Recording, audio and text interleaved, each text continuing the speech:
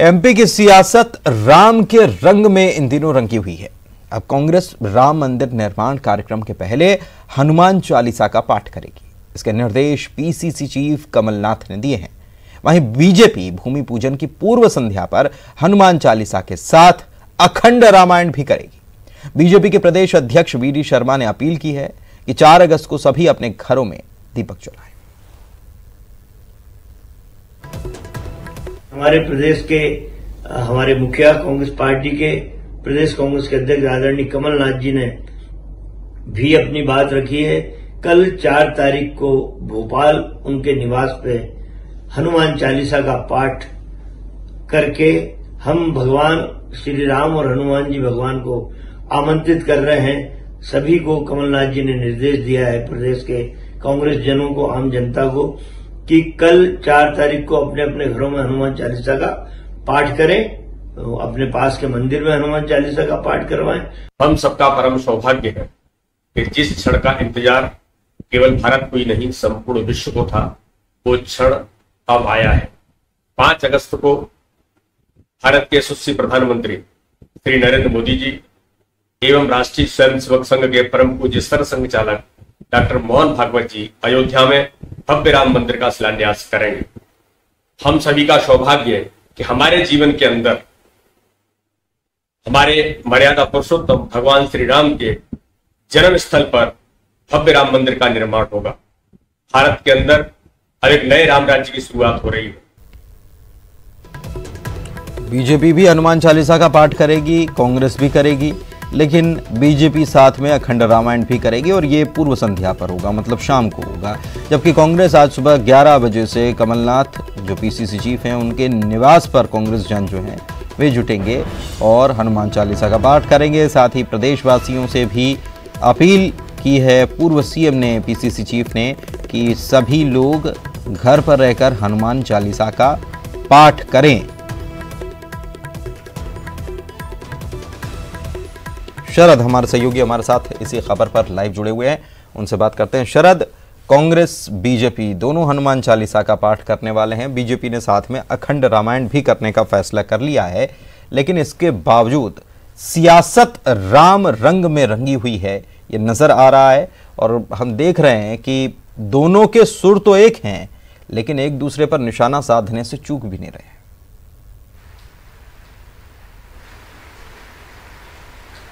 देखिए, आपने बिल्कुल सही कहा। और एक बात और पहले ये कही जाती थी कि बीजेपी के बारे में खास तौर से कि मंदिर वहीं बनाएंगे और तारीख नहीं बनाएंगे। तो ये कहावत थी कि जब मंदिर की तारीख तय हो जाएगी तो फिर शायद ये जो सियासत है वो मंदिर को लेकर और राम को लेकर बंद हो जाएगी। लेकिन ऐसा लगता नहीं है। अब जबकि तारीख भी तय हो गई है, कल ही मंदिर का भूमि पूजन होने वाला है और उससे पहले जिस तरीके से सियासत शुरू हुई है, अगर मध्य प्रदेश के संदर्भ में बात करें तो लगता है कि ये मंदिर और राम शायद आगे भी जारी रहेंगे सियासत के केंद्र बिंदु में। और यही वजह है कि अब राम को अपना बनाने के लिए बीजेपी और कांग्रेस, हालांकि बीजेपी तो पहले से यह दावा करती रही है कि राम और मंदिर दोनों उनकी मुहिम है और उन्हीं के राम तो उन्हीं के हैं और मंदिर का जो अभियान है वो केवल बीजेपी ने चलाया। लेकिन अब इस पूरे मुद्दे को भुनाने की कोशिश कहीं ना कहीं कांग्रेस की ओर से भी की जा रही है। और जब से मध्य प्रदेश में कांग्रेस की कमान कमलनाथ के हाथ में आई है तो फिर कांग्रेस का एक सॉफ्ट हिंदुत्व का जो चेहरा है वो हमने देखा कि विधानसभा से लेके अब तक लगातार सामने आ रहा है। और यही वजह है कि एक तरफ जब दिग्विजय सिंह तमाम सवाल खड़े कर रहे हैं कि मुहूर्त अच्छा नहीं है, अशुभ मुहूर्त है और ऐसा नहीं होना चाहिए था, भूमि पूजन नहीं होना चाहिए था, उन सारे सवालों से इतर कमलनाथ अपनी अलग लाइन लिए हुए हैं। और आज उन्होंने ये तय किया है कि सुबह 11 बजे वो हनुमान चालीसा का पाठ करेंगे और तमाम अपने जो कार्यकर्ता हैं कांग्रेस पार्टी के ज़िला स्तर के, उन सभी को ये ताकीद की गई है कि कल जब भूमि पूजन होना है तो उससे एक दिन पहले अपने अपने घरों में वो पूजा पाठ करें और उनके जो वीडियो हैं वो भी कहीं ना कहीं सोशल मीडिया में डालें और लोगों को ये पता चले कि कांग्रेस भी चाहती है कि राम मंदिर बन रहा है तो उसको खुशी है और ये राम मंदिर में राम भी उसके हैं। वहीं दूसरी तरफ बीजेपी ने अब इसका काउंटर किया है और बीजेपी ने भी तय किया है कि आज शाम, यानी कि जो पूर्व संध्या है भूमि पूजन की, उसके दिन पूरे मध्य प्रदेश में अपने अपने कार्यकर्ताओं को ये ताकीद कर दी गई है कि वो अपने घरों पर दीपक जलाएं, सुंदरकांड का पाठ करें, हनुमान चालीसा का पाठ करें। तो निश्चित तौर पर आज भी कल वहां भूमि पूजन होगा अयोध्या में, लेकिन मध्य प्रदेश में राजनीति आज कुछ ऐसी दिखाई देगी कि सुबह में कमलनाथ के घर पर हनुमान चालीसा का पाठ हो रहा होगा, पूजा पाठ चल रहा होगा, कांग्रेस कार्यकर्ता पूजा कर रहे होंगे और फिर थोड़ी देर बाद उनके वीडियो सोशल मीडिया में आएंगे और शाम होते होते जो दीपक जलाने का सिलसिला है वो बीजेपी शुरू कर देगी। तो देखना होगा कि आखिरकार राम किसके हो पाते हैं और ये जनता क्या वाकई में इसके पीछे की जो सियासत है वो समझ पा रही है। एक बात और शरद, आपने अभी अभी ये बात कही कि कांग्रेस ये बताना चाहती है कि राम मंदिर निर्माण से वो खुश है और ये बताने की ये कवायद है, ये बताना, लोगों तक ये मैसेज पहुंचाना कि कांग्रेस इस पक्ष में, ये अपने आप में एक मैसेज पहुंचाना ही ये अपने आप में बहुत सारी चीज़ें साफ कर रहा है। दूसरा कि कमलनाथ का हनुमान जी के प्रति जो श्रद्धा है वो सभी जानते हैं और इस बीच ये कवायद कि सोशल मीडिया पर डालें, लोगों तक ये मैसेज पहुंचाएं कि हम भी साथ खड़े हैं, मैसेज पहुंचाना जरूरी है, ऐसा लग रहा है।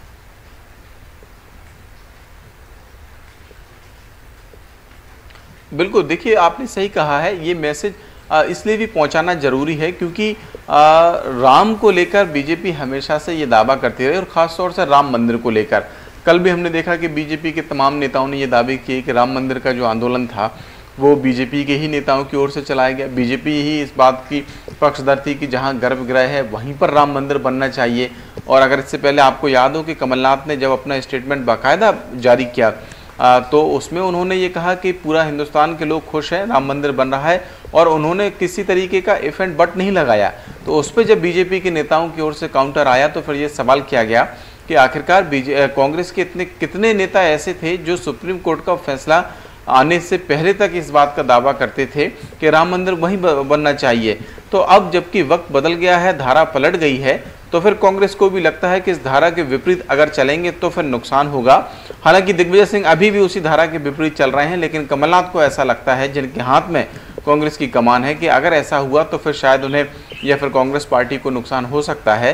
यही वजह है कि वो पूजा पाठ भी कर रहे हैं और उसको जनता के बीच ये जताना भी चाहते हैं कि राम मंदिर को लेकर उतनी ही खुशी कांग्रेस में है जितनी बीजेपी को है। जी शुक्रिया शरद आपका इस जानकारी।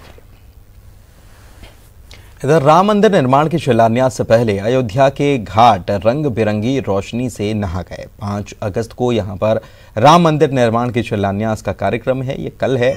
इस कार्यक्रम को लेकर अयोध्या को भव्य रूप दिया जा रहा है।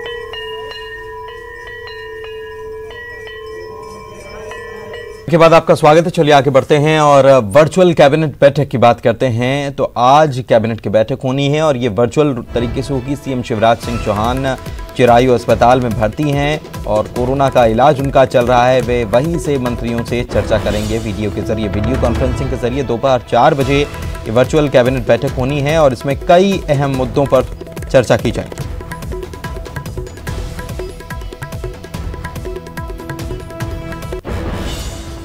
और ग्वालियर से खबर आपको बता रहे हैं, सीआरपीएफ कैंप जो है यहां पर कोरोना का कहर देखने को मिल रहा है। सीआरपीएफ के 88 जवान कोरोना पॉजिटिव मिले। सीआरपीएफ कैंप में अब तक 178 जवान कोरोना की चपेट में आ चुके हैं। मुरार कैंट के 11 फौजी कोरोना पॉजिटिव निकले। कल जिले में कोरोना के 99 केस मिले। तो ये बड़ी खबर कि सीआरपीएफ कैंप में भी कोरोना की पहुंच न केवल हो गई बल्कि इसका कहर देखने को मिल रहा। 88 जवान कोरोना पॉजिटिव हो चुके हैं और अब तक इनकी संख्या की बात की जाए तो 178 हो चुकी है। इसके अलावा मुरार कैंट के 11 फौजी भी कोरोना पॉजिटिव निकले। कल जिले में कोरोना के 99 केस मिले थे।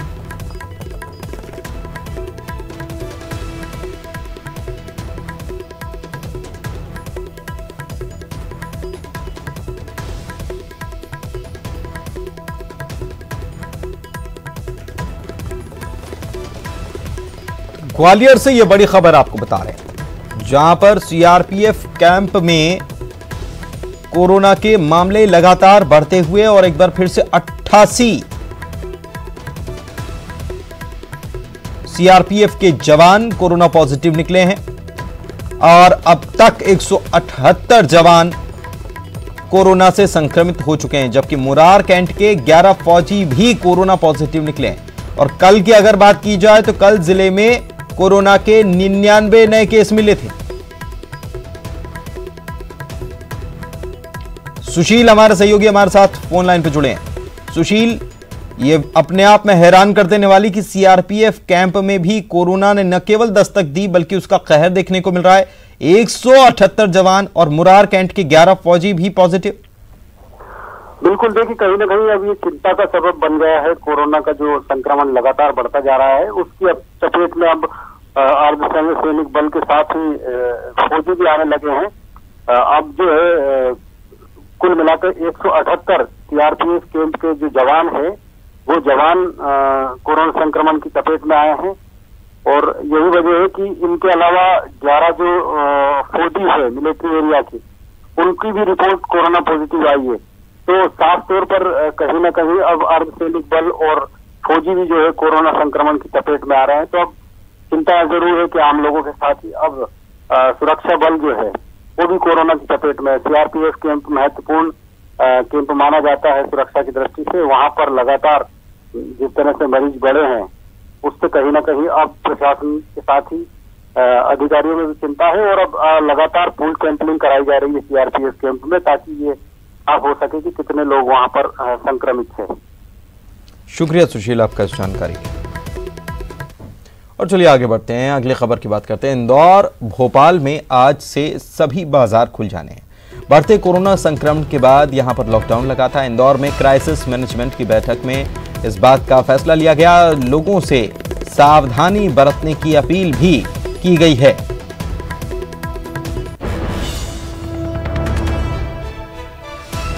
तो सावधानी में ही सुरक्षा। बाजार भले ही खुल रहे हैं, लेकिन अगर सावधानी नहीं रखी तो खतरा बहुत बढ़ता हुआ नजर आएगा। इसीलिए लोगों से अपील, क्योंकि इंदौर अब तक जो मामले सामने आ रहे थे, हालांकि भोपाल अब आगे निकल गया, लेकिन इसके पहले इंदौर मध्य प्रदेश का वो शहर जहां सबसे ज्यादा कोरोना के मामले शुरुआत से सामने आ रहे थे।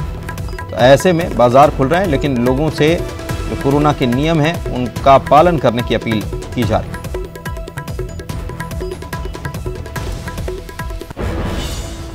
बुरहानपुर की नेपानगर सीट से विधायक रही सुमित्रा कासडेकर ने कांग्रेस छोड़ बीजेपी का दामन थामा है। 15 दिन से ज्यादा का वक्त बीत गया, लेकिन विधायक ने सोशल मीडिया प्लेटफॉर्म पर अपना स्टेटस नहीं बदला। सोशल मीडिया पर अब भी वो विधायक हैं। कांग्रेस ने इस पर आपत्ति जताई। वहीं बीजेपी कह रही कि भले ही पूर्व विधायक ने स्टेटस नहीं बदला, लेकिन विधायक पद से इस्तीफा देने के बाद से उन्होंने सोशल मीडिया इस्तेमाल नहीं किया। मशहूर सिंगर किशोर कुमार का आज जन्मदिन है। अपने गानों से करोड़ों दिलों पर आज भी राज करने वाले किशोर दा ताउम्र किशोर रहे। खंडवा में जन्मे किशोर कुमार यहीं बसना चाहते थे, लेकिन ऐसा हो न सका।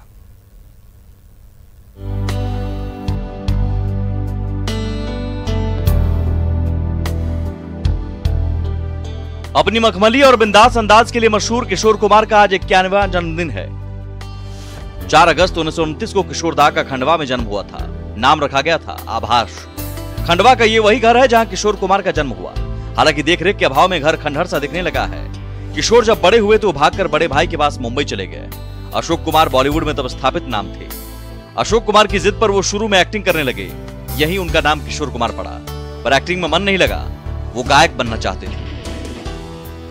1948 में पहली बार उन्होंने फिल्म जिद्दी में गाना गाया। इसके बाद तो फिल्मों से उनको गाने के ढेरों ऑफर मिले। संगीतकार एच.डी. वर्मन के साथ कई यादगार गाने दिए। राजेश खन्ना, शशि कपूर, देवानंद, अमिताभ बच्चन जैसे कलाकारों की वो आवाज बन गए। फिल्मों में किशोर कुमार की आवाज या अदाकारी फिल्म की हिट होने की गारंटी माना जाती थी। बड़े लोगों को, जितने हम स्टार जिनको हम कहते हैं, उनको स्टार बनाने में उनकी बहुत महत्वपूर्ण भूमिका थी। देवानंद साहब को उन्होंने सुपरस्टार बनाया। राजेश खन्ना साहब के बारे में सबको मालूम है। अमिताभ बच्चन साहब के लिए भी उन्होंने जो गाने गाए वो आज भी स्थायी हैं और हमको बहुत सुरीले लगते हैं। अमित जी के लिए बीच में उन्होंने नहीं गाया था, तो उसके बाद में कुछ मुन्ना अजीज ने गाए और दूसरे भी आर्टिस्ट लोगों ने गाने गाए, लेकिन फिर भी उनको ऐसी कमी महसूस होती थी। फिर लास्ट में उन्होंने फिर उनके लिए भी गाने गाए थे। तो निश्चित रूप से जितने भी हीरोज हैं उनको हीरो बनाने में किशोर दा की महत्वपूर्ण भूमिका थी। किशोर कुमार को अपनी जन्मभूमि खंडवा से बेहद लगाव रहा। वो खंडवा का जिक्र करना कभी नहीं भूलते। बचपन में जिस दुकान में वो दूध जलेबी खाया करते थे वो उसे भी कभी नहीं भूले। उनका प्रसिद्ध जुमला था, दूध जलेबी खाएंगे खंडवा में बस जाएंगे। दुकान है किशोर कुमार की, बहुत पसंदीदा दुकान है। यहाँ किशोर कुमार जी दूध जलेबी खाया करते थे। ऐसा वैसे किशोर कुमार जी को तो मैंने देखा नहीं है, पर दादाजी और पापा बताते हैं कि किशोर कुमार यहाँ आते थे और दूध जलेबी खाया करते थे। पहले ये शॉप सिर्फ दूध जलेबी की हुआ करती थी और बहुत ही मजाकी टाइप के थे। और मतलब यहाँ पीछे घर है, यहाँ से घर से आना, दुकान पे जलेबी खाना, और हमेशा वही बोला करते थे कि दूध जलेबी खाएंगे प्यारे खंडवा शहर में बस जाएंगे। खंडवा में किशोर कुमार के बसने का सपना भले ही पूरा ना हो पाया हो, लेकिन खंडवा के लोगों ने किशोर दा को खूब प्यार दिया। स्थानीय लोग किशोर कुमार के मकान को संग्रहालय बनाने की मांग कर रहे हैं ताकि उनकी यादों को समेट कर रखा जा सके। बॉलीवुड का एक ऐसा चमचमाता सितारा जिसके सितारे कभी गर्दिश में नहीं रहे, किशोर कुमार अब ताउम्र अपनी जिंदगी भर अपने खंडवा के इस पैतृक मकान से प्यार करते रहे। किशोर कुमार बॉलीवुड के चकाचौंध से दूर खंडवा के इसी पैतृक मकान में बस जाना चाहते थे, लेकिन होनी को कुछ और ही मंजूर था।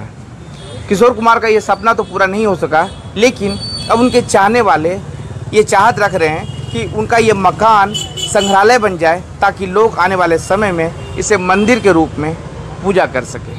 हरिन्द्रनाथ ठाकुर, न्यूज़ 18 खंडवा। और इसी के साथ इस बुलेटिन में इतना ही। नमस्कार। हरे राम सुख श्रीमद दशरथ नंदन राम, कौशल्या सुखवर्धन राम का प्यारा ये नाम सुखदाई, जग जननी मनरंजन राम, है सच्ची श्रद्धा वालों भगत बचल धनधारी राम। श्री राम मंदिर भूमि पूजन की हर एक तस्वीर न्यूज़ 18 देगा अयोध्या से पल पल का अपडेट। इस ऐतिहासिक अवसर के बनिए साक्षी। पधारो पर ब्रह्म श्री राम। सबसे बड़ी कवरेज 5 अगस्त दिन भर।